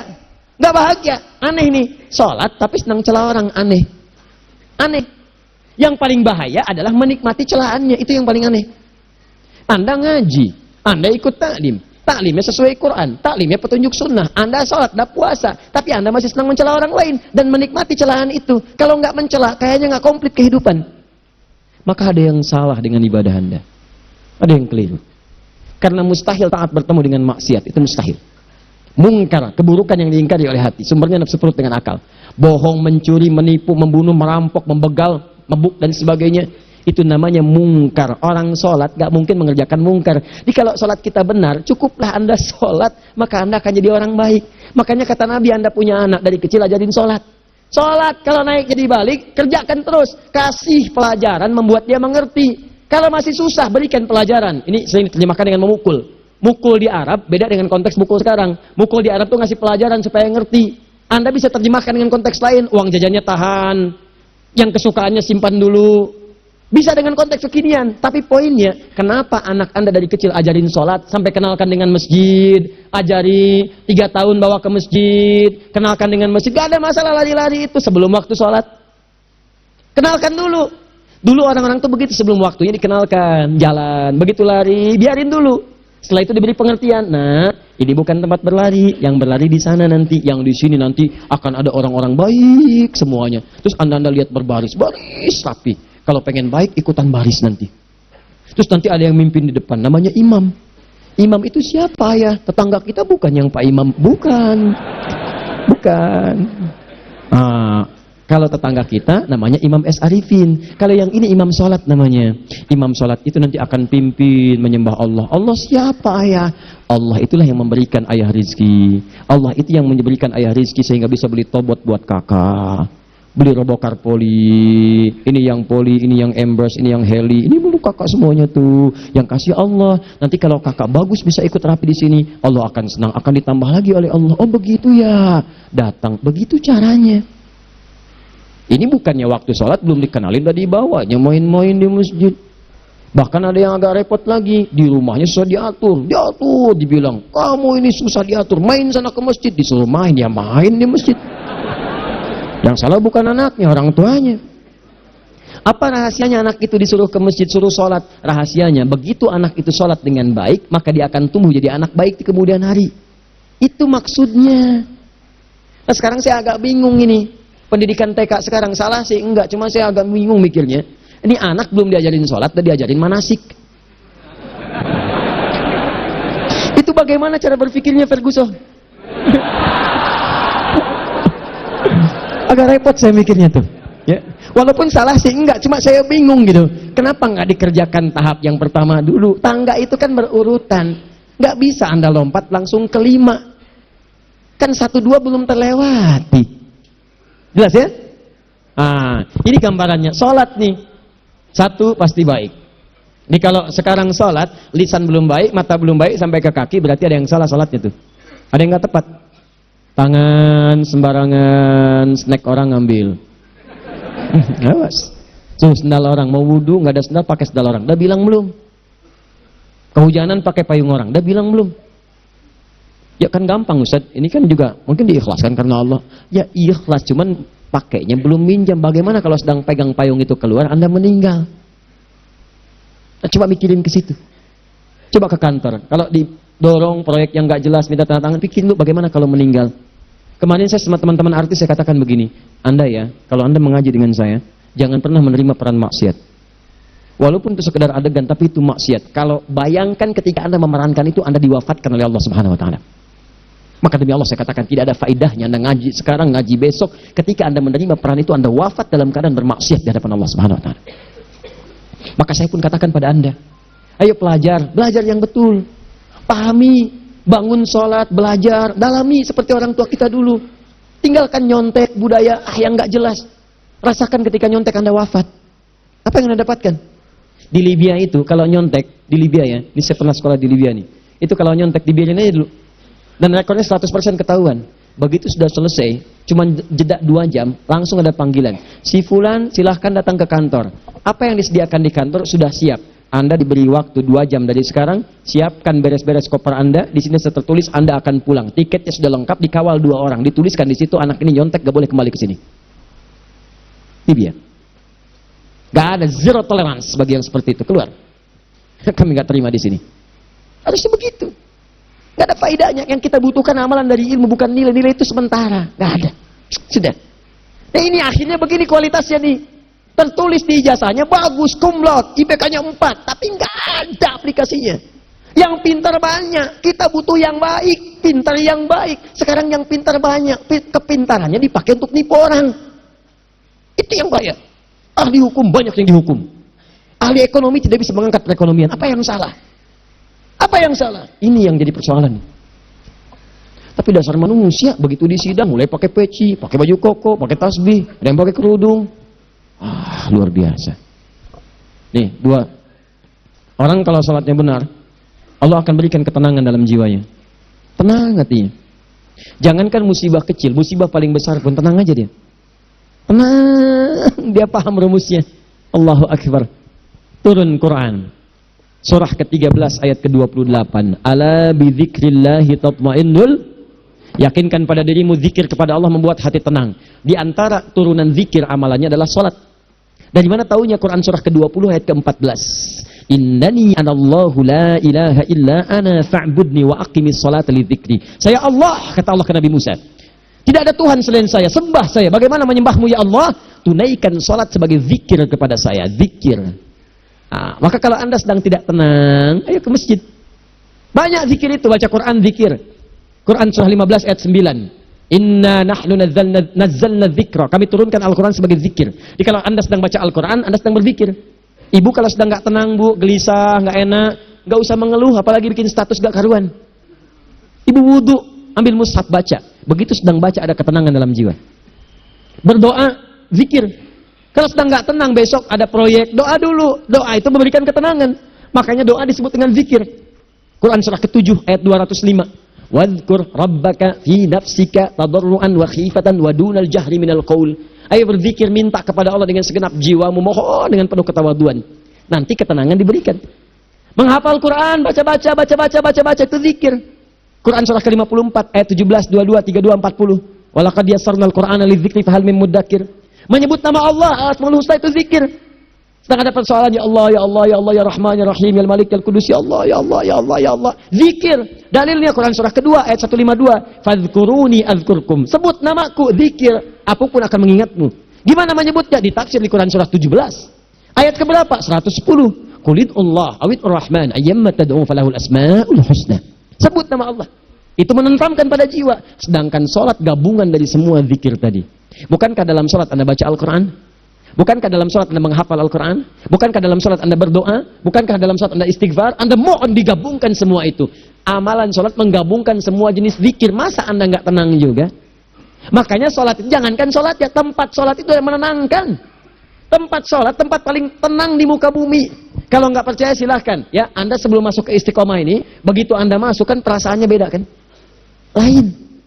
Silahkan cek, kalau cari ketenangan datang ke masjid. Masuk, wudhu masuk, sholat 2 rakaat, tenang. Dekat kipas angin, saking tenangnya, plak, ngantuk tidur. Beneran. Enak. Makanya saat Ramadan, kalau orang pengen cari ketenangan, lihat. Di perusahaan-perusahaan penuh tuh musola, pada tidur. Ya, mengamalkan hadis palsu. Ya, dia musoim ibadah, tidurnya orang puasa ibadah, hadis palsu. Nah, itu teman-teman. Itu gambarannya tiga. Orang yang salatnya khusyuk benar, itu dijamin langsung oleh Allah Subhanahu wa taala akan dimudahkan semua urusan hidupnya termasuk rezekinya. Ini yang saya katakan. Jadi saya katakan tadi, di akhirat ini, di surga, rezeki tinggal ngambil. Anda kalau benar sholatnya, itu langsung dijanjikan oleh Allah. Rezeki itu nggak perlu Anda banyak pikirkan. Ikhtiar sedikit, datang. Bahkan dari sisi yang tidak Anda duga. Apa dalilnya? Quran surah ke-65 ayat 2 dan 3. Ditafsir di Al-Baqarah ayat 2 dan 3. Wa may yattaqillaha yaj'al lahu makhraja. Ada orang yang meningkatkan takwanya kepada Allah, kami mudahkan urusan hidupnya. Setiap persoalannya diberikan jalan keluar, mudah.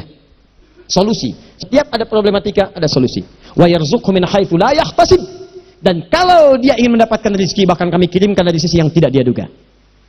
Orang lain capek, ini datang lagi, tawaran proyek datang lagi. Utsman tuh Masya Allah, kayanya banyak. Tapi yang paling dirindukan bukan saat mendapatkan peningkatan omsetnya, yaitu saat dia mendapatkan waktu khusus dengan Allah untuk sholat. Malam hari, sampai-sampainya sempat sholat tahajud sampai khatam Al-Quran. Abdurrahman bin Auf demikian, Tamim Ad-Dari demikian. Sholat, karena tahu sholat itu meningkatkan rizki.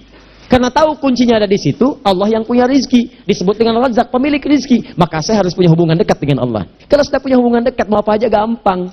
Belum minta, udah diperhatikan. Silahkan cek, Anda punya hubungan baik dengan bos Anda di kantor. Ya, sebelum Anda minta, beliau udah pikirin tuh. Telepon bendahara. Dia udah ngambil belum gajinya? Belum Pak, tambahkan bonus sekian. Kenapa? Karena dia mengawasi Anda. Allah maha tahu dibandingkan dengan bos Anda. Mendekat kepada Allah, semua diperhatikan oleh Allah.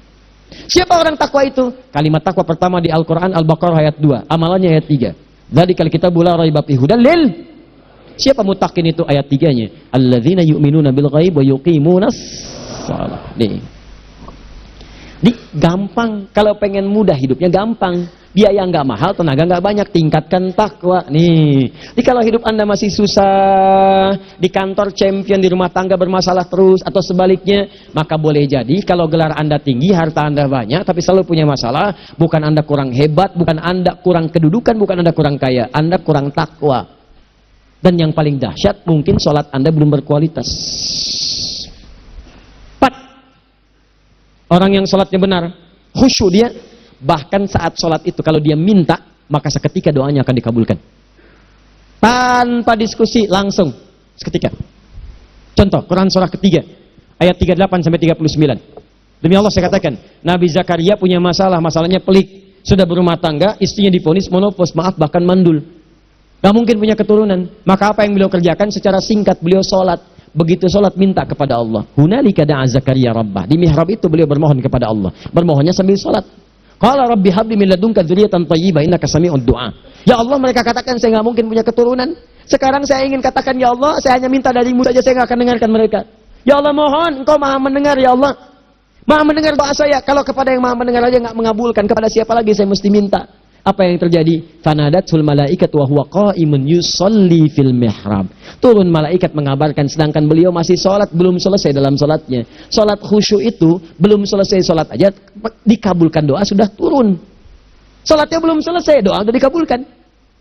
Annallaha yubashshiruka bi Yahya. Allah kasih kabar gembira. Doa kamu didengar, dikabulkan. Kamu akan punya anak. Namanya langsung dari Allah Yahya. Artinya hidup yang mustahil menurut manusia. Lahir seorang dari rahim perempuan yang menopus dan mandul. Bayi yang hidup, kata Allah nggak ada yang mustahil bagiku. Jadi dan jadi dia. Berita baiknya, Nabi Zakaria sholat dikabulkan. Umat Nabi Muhammad sebelum sholat sudah ditunggu oleh Allah. Mau minta apa? Aku kabulkan sekarang. Hadisnya qudsi. Saya bacakan. Hadatsana qala Rasulullah sallallahu alaihi wasallam qala Allahu azza wa jalla qasamtu shalah baini wa baina abdi. Kata Allah, saya bagi dua ya salat antara aku dengan hambaku. Wali abdi ma sa'ala. Kalau hambaku benar salatnya, aku berikan apapun yang dia minta sekarang. Idza qala al-abdu alhamdulillahi rabbil alamin. Bagian pertama, kalau hamba benar nih baca Al-Fatihahnya dari alhamdulillahi rabbil alamin, kalau Allah azza wa jalla dijawab oleh Allah, hamadani abdi, hambaku sedang memujiku. Wa idza qala ar-rahmanir rahim, jika hambaku berkata ar-rahmanir rahim, kalau Allah azza wa jalla asna alayya abdi, hambaku sedang menyanjungku. Wa idza qala malik yaumiddin, kalau Allah azza wa jalla majjadani abdi, kalau hambaku mengatakan malik yaumiddin, kata Allah hambaku sedang mengagungkanku. Perhatikan sekarang. Wa idza qala al-'abdu iyyaka na'budu wa iyyaka nasta'in. Jika hambaku berkata sekarang, ya Allah, kami sekarang ibadah, salat menyembahmu, dan kami sekarang sedang punya masalah, kami hanya minta tolong kepadamu ya Rabb. Apa jawabannya?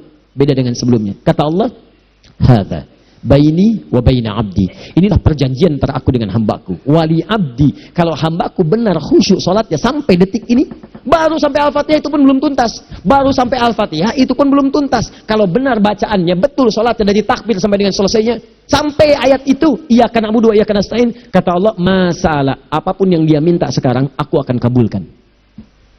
Besok saya kasih rahasia. Yuk, yang di KBP. Ada awal pembuka di awal sebelum Al-Fatihah yang kalau Anda benar bacanya, itu pengantar kepada pengabulan doa di Al-Fatihah. Apa itu? Besok. 5. Yang kelima ini yang paling diharapkan, dan ini penutup dalam kajian kita malam ini. Teman-teman sekalian, perhatikan baik-baik. Jika Anda benar mengerjakannya, maka Allah akan jamin langsung Anda akan mendapatkan kesuksesan dan kebahagiaan di semua aktivitas Anda. Kalau jadi suami yang sukses, rumah tangga yang bahagia. Kalau jadi pegawai yang sukses, dan di kantor bahagia. Masih ingat? Kesuksesan yang menghadirkan kebahagiaan, konteksnya dunia disebut dengan falah. Dipegang disebut dengan aflah. Dikembalikan lagi ke atas, ke surah ke-23 ayat 1 dan 2. Qad aflahal mu'minun. Apa amalannya? Alladzina hum fi salatihim khashi'un. Persoalannya, kalau Anda salat belum mendapatkan satu di antara 5 ini, apa masalahnya? Pertama masalahnya, kata Al-Quran, boleh jadi yang salat itu belum khusyuk. Apa itu khusyuk? 2 maknanya, dan saya tutup di sini.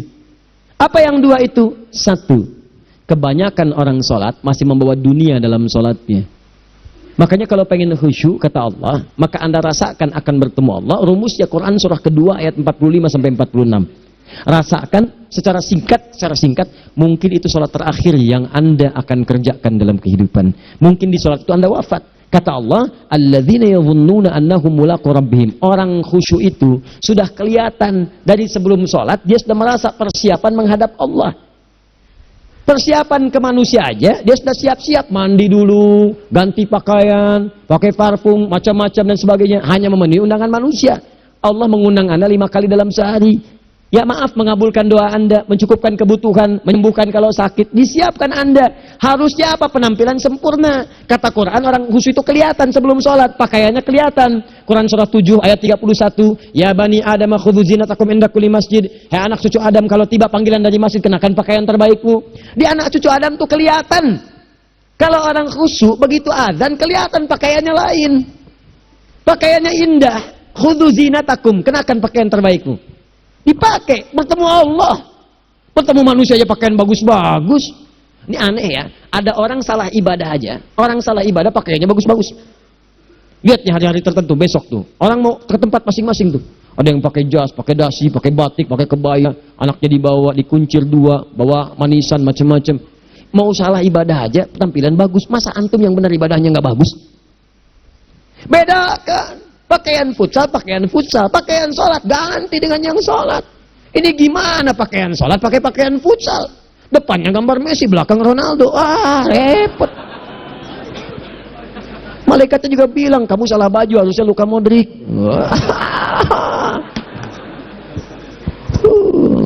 Apalah saya. Nah, yang mau tanya apa? Mourinho dipecat saya tahu. Lagi nganggur sekarang, ditawarin Benfica dia nggak terima. Sekarang jadi dia komentator di BeIN Sport. Nanti sebentar lagi dia akan komentar di laga Saudi dengan Qatar dan komentar laga Arsenal dengan Al Sahih. Digantikan oleh Solskjaer. Dia super sub dulu. Ya, super sub. Ya, the baby assassin, ya pembunuh yang berwajah baby face. Masuknya di akhir-akhir, gol. Sekarang melatih dia 5 kali kemenangan, belum kalah sama sekali. Saya hafal itu. Tapi masih di urutan ke-6, tapi jaraknya ke yang ke-4 itu tinggal 3 poin lagi. Hafal saya, Liverpool tahu cuma 4 poin sekarang bedanya, kemarin 7 kalah 2-1 sama Manchester City. Walaupun banyak analisis yang menyebutkan mungkin itu diberikan saja gitu kan, karena ada yang lain-lain. Hafal kedua Manchester City, hafal saya. Ayo mau tanya apa lagi? Tottenham Hotspur ke bawahnya, ada Chelsea, ada Arsenal, baru kemudian Manchester United. Liga Italia, wah udah gak kekejar Juventus, ya apa lagi, dan seterusnya lah, nggak ada ujungnya bahas yang begituan. Jelas ya? Maksud saya, Anda tanya itu saya jawab, tapi tidak menghilangkan ibadah kita yang lain. Dan apa ruginya? Ya tahajud dah. Apa yang bisa dikerjakan besok, lihat besok. Ya kan tahajud kan bisa besok. Ada orang tahajud jam 10 pagi, nggak ada. Lebih baik Anda kerjakan malam tahajud. Yang tidak bisa dilihat malam, bisa dilihat besok. Cara berpikirnya bagaimana kalau besok meninggal, nggak kesampaian teman-teman sekalian, nggak kesampaian. Nah maka dari itu, Anda kalau mau ada panggilan sholat, siap-siap baju yang bagus, itu sempurnakan. Anda panggilan orang mandi, panggilan Allah, buka Quran surah 5 ayat 6, sempurnakan wudu. Ya ayyuhalladzina amanu idza qumtum ila shalah faghsilu wujuhakum, wudu yang baik, berpakaian yang rapi. Kenapa? Karena boleh jadi saat dipanggil Anda wafat saat itu. Maka wafat Anda dalam keadaan yang suci, dengan keadaan tobat, dengan pakaian terindah pada saat itu. Yang kedua, maaf, orang-orang kurang khusyuk itu saya tutup. Yang kedua itu karena kebanyakan orang sholat tidak paham, tidak mengerti apa yang dibaca dan dilakukan dalam sholatnya. Jujur pada diri sendiri, jawab pada diri Anda. Sampai sekarang Anda sholat, berapa persen bacaan sholat yang Anda pahami? Jangan-jangan selama ini Anda sholat ribuan kali sujud, ribuan kali ruku, nggak ada yang paham yang dibaca. Sekian persen yang paham, bagaimana sholat Anda bisa khusyuk? Pekerjaan Anda dipahami, urusan akhirat Anda nggak dipahami. Di mana cara berpikirnya? Aku yang bagaimana atau engkau yang harus bagaimana? Ya, coba berubah. Nah ini baru satu amalan, belum yang lainnya.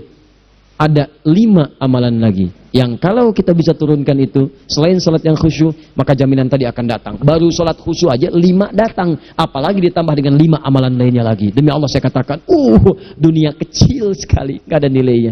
Akhirat aja enak, nikmat. Saya ketemu Ustaz Arifin beberapa waktu lalu, dan kita doakan semoga Allah berikan kesembuhan, kesehatan. Saya datang, biasa kita adabnya berdoa, duduk. Bang istirahat, bang butuh istirahat, umat udah nunggu. Dah gak usah mikir yang lain, karena beliau cerita masjid, cerita zikro, cerita mana lagi. Ya, insya Allah. Ditipin ini, ditipin itu dan seterusnya. Dan yang paling indah adalah, bang kita saling panggil demikian. Nikmat. Gak ada yang senikmat ini. Zikir, Allah, doa. Nah bayangkan sakit tapi masih nikmat gitu. Nikmat. Iya bang, saya paham. Istirahat dulu. Banyakkan nanti orang jengkuk. Saya pamit dulu ya, supaya bisa istirahat, supaya tenang. Lama kita pegangan tangan, ngobrol, saling mendoakan. Itu nikmat. Dan cara berpikirnya kalau sudah pakai iman, semua nikmat. Ada uang nikmat, nggak ada uang nikmat, sakit nikmat. Karena cara berpikirnya lain. Nanti kita bertemu lagi, saya terangkan pada Anda, dan saya contohkan satu kisah. Bahkan ketika ada orang yang diuji Allah dengan ujian yang sangat luar biasa, yang menurut sementara orang itu ujian sangat luar biasa menggetarkan jiwanya dan susah untuk bertahan, tapi orang ini nikmat saja menjalaninya. Nikmat. Ada yang di rumah tangga, ada yang di macam-macam. Contohnya banyak. Satu contoh saya berikan di malam ini. Sekali suami istri, wah luar biasa. Istrinya itu cerewetnya Pak, bukan cuma cerewet, ngeselin bagi suaminya. Maaf Bu ya, bukan ibu maksudnya. Jadi semua yang dikerjakan suami salah. Pengen mangga, ayah kalau kita sekarang dibeli mangga. Kenapa mangga yang ini? Saya pengennya mangga yang lain. Belikan mangga. Kenapa beli mangga aja? Jeruknya mana? Jeruk. Semua. Pokoknya semua yang kerjakan suami salah. Tapi suami tidak pernah mengeluh. Ini kerjakan, itu kerjakan. Satu kali, perhatikan cara memandangnya. Ketika iman sudah masuk ke dalam jiwa. Kata temannya, akhi, istri kamu ini begini, nyusahin kamu. Kenapa kamu gak cari yang lain? Kan gampang ada syariat. Udah pisahin aja cari yang lain. Kamu tenang ibadah. Apa jawabannya? Allah sudah turunkan surga ke saya lewat dia. Kenapa kamu meminta saya untuk menjauhinya dan meninggalkan surga saya? Di cara melihat dia, bukankah ketika ada berbagai keluhan saya sabar? Bukankah sabar mendekatkan saya ke surga? Allah kirimkan tipikal istri seperti ini supaya mendekatkan saya ke surga. Dengan itu kan saya banyak pahala. Saya sabar, pahala banyak. Sudah Allah berikan pahala kepada saya. Kamu malah nyuruh saya untuk berpisah dengan pahala itu. Perhatikan cara berpikirnya. Indah. Kalau rumah tangga seperti ini semuanya enak. Suaminya biasa-biasa, istrinya cantik, luar biasa. Begitu berdandan kelihatan kata suaminya, Masya Allah, wajahnya tak berpaling, mata tak berkedip. Kata istrinya, ya zauji madzabik. Sayang kamu kenapa? Wallahi syakiran lillah bihadari. Demi Allah, aku bersyukur mendapatkan istri secantik kamu. Kata istrinya, nahnu fil jannah zauji. Kita berdua di surga. Kata suaminya, kok bisa begitu jawabanmu? Iya, kamu bersyukur dengan keadaanku, aku bersabar dengan keadaanmu. Catat. Bukankah orang syukur dan sabar di surga? Tuh lihat, canda-canda orang-orang soleh itu begitu. Nikmat ketawa walaupun nyelekit di hati. Cuman bawaannya enak gitu. Nah, nanti itu ada tuh, nanti saya turunin tuh. Yang di rumah tangga, yang ini, yang itu nanti. Kapan? Pertemuan berikutnya. Ya, jadi kita cukupkan dulu di malam ini apa yang kita pelajari supaya nanti nggak terlampau banyak kita dapat materi. Cuma sayang sedikit mengamalkan. Saya sudah tuangkan di sini. Banyak saya tuliskan termasuk di keluarga, di macam-macam. Ini saya tulis tapi silahkan Anda baca. Kalau ada manfaat silahkan dapatkan. Kalau ada yang kurang silahkan sampaikan untuk dikoreksi. Semoga Allah muliakan kita semua insya Allah. Sekali lagi, perbaiki hidup. Jangan banyak mainnya. Dan sudah, jangan banyak membuang dengan yang sia-sia. Apapun yang dihadapi. Sekali lagi, tolong jaga kondusivitas, bantu negara kita, ketertiban, keamanan. Kalau saya menyampaikan sesuatu, ada singgungan dengan yang kekinian, itu maksudnya koreksi masukan-masukan. Supaya diperbaiki. Tapi tetap dalam urusan pemilihan, kita punya pilihan masing-masing yang tidak boleh dipaksakan. Jelas ya? Baik, jadi ya saya sampaikan sekali lagi. Pertama, pilih mana? Anda dipaksa harus ikut. Atau yang kedua, kita bebas memilih sesuai. Nah. Sudah ya. Jadi kita akhiri. Subhanakallahumma bihamdika asyhadu an la ilaha illa anta astaghfiruka wa atubu ilaik. Wa akhiru da'wan alhamdulillahirabbil alamin. Berjumpa besok sesi terakhir fikih ikhtilaf di Masjid Ar-Rahman Kota Baru Parahyangan. Assalamualaikum warahmatullahi wabarakatuh.